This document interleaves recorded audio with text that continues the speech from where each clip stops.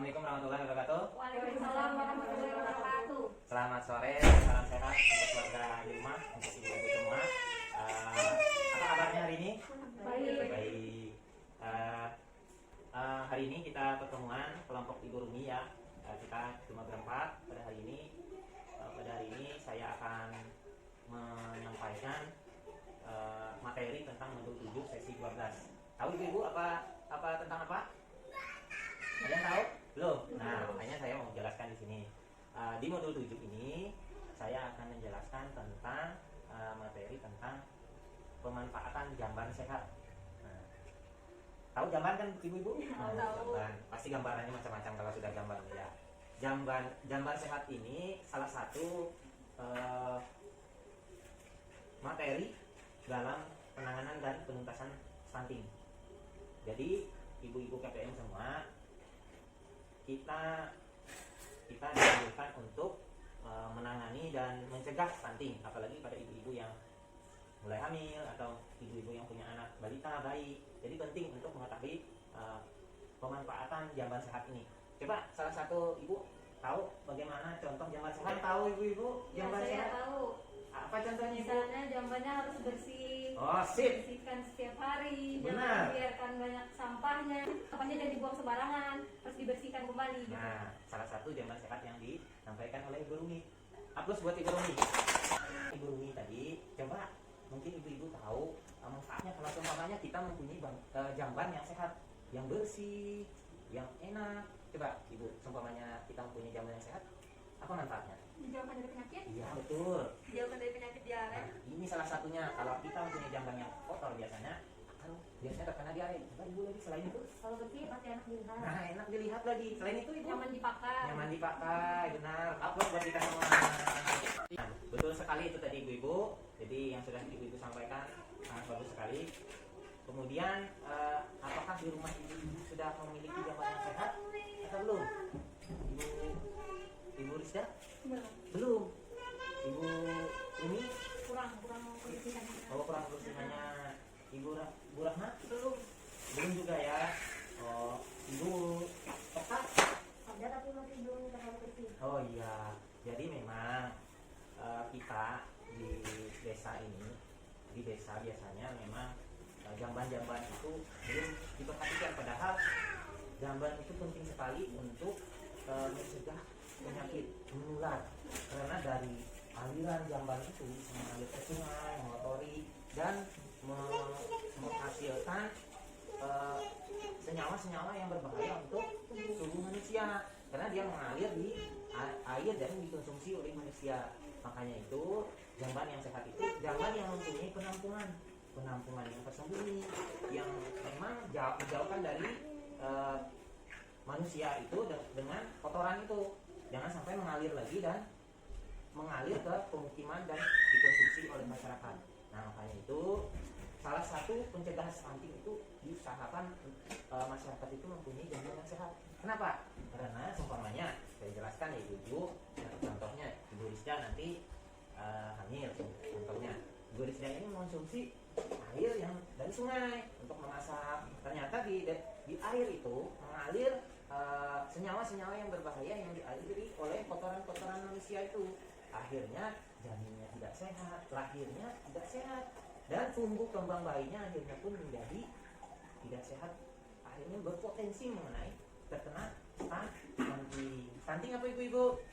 Nah, sudah lupa ya. Jadi stunting itu pertumbuhan anak yang tidak sesuai dengan tumbuh kembang anak seusianya. Contohnya usianya ini 2 tahun. Ada anak si B ini 2 tahun juga, beda tingginya dan kecakapan kemudian kecerdasannya juga beda. Nah, itu bisa dikategorikan stunting. Tapi memang melalui cek dari petugas kesehatan lagi, apakah benar dia mengalami stunting atau bahasa kita itu stunting itu salah satu kekurangan gizi atau gizi buruk. Nah, dia bukan cuma berefek ke tubuhnya, tetapi juga sampai ke kecerdasannya. Itulah kriteria jamban sehat. Tapi ini ada tugas yang dinamakan tabel 1, yuk periksa jamban kita namanya. Jadi di tabel periksa jamban kita ini sudah saya cetakkan buat ibu-ibu nanti dikerjakan. Kita bikin 2 kelompok ya. Jadi Ibu Risda sama Ibu Rumi, si Ibu Okta sama Ibu Rahma. Nah, jadi bisa duduknya masing-masing. Jadi ini kelompok Ibu Rumi sama Ibu Risda, ini Ibu Okta sama Ibu Rahma. Nah, ini saya kasihkan, ibu-ibu bisa mencek keadaan tempat masing-masing. Nanti saya tunggu lagi di sini ya.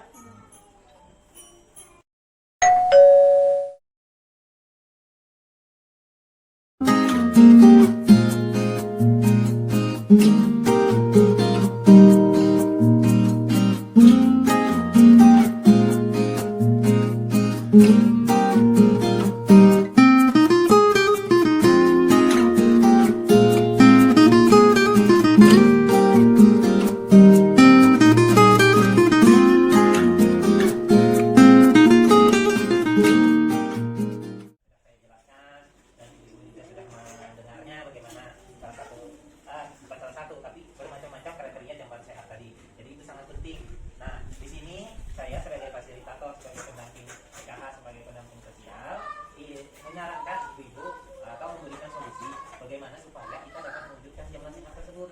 Satu, yang pertama itu niat supaya kita memiliki jamban yang sehat. Itu harus didukung oleh semua keluarga. Jangan mengharap cuma dari bantuan, tapi bagaimana tekad kita untuk mewujudkan jamban sehat, mungkin dari suami ibu, dari keluarganya yang tinggal di situ. Jadi bagaimana patungan lah mewujudkan jamban sehat itu. Yang pastinya harus ada air mengalir. Kemudian pembuangannya harus jauh dari sumber air yang minimal 10 meter, dan lantainya harus miring. Jangan membuat kubangan air di dalamnya, airnya tidak bisa keluar. Kemudian harus bersih, jangan kotor. Nanti sama aja, berarti walaupun bagus jambannya tapi kotor, berarti akan menimbulkan penyakit. Kemudian salah satu lagi solusinya yaitu bisa dengan cara arisan ibu kan banyak nih kelompok PKH. Arisan nanti pernah dapat uang PKH, kan bisa pakai nama, nanti apa atau arisan biasa. Nah, contoh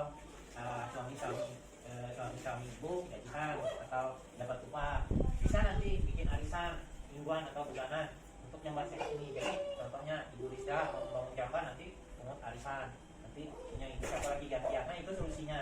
Solusi kedua, selain niat, itu bisa dengan arisan sesama KPM PKH. Kemudian yang terakhir yaitu solusinya mengusulkan ke desa dulu, tapi ini biasanya susah karena berkaitan dengan anggaran desa lagi atau kebijakan desa, apakah desa mengusulkan atau tidak. Nah, itu tergantung musyawarah desa lagi. Jadi yang penting itu dari niat diri sendiri dan keluarga. Nah, jadi itu yang dapat saya sampaikan. Terima kasih buat kehadiran ibu-ibu. Cukup sekian. Wassalamualaikum warahmatullahi wabarakatuh. Waalaikumsalam.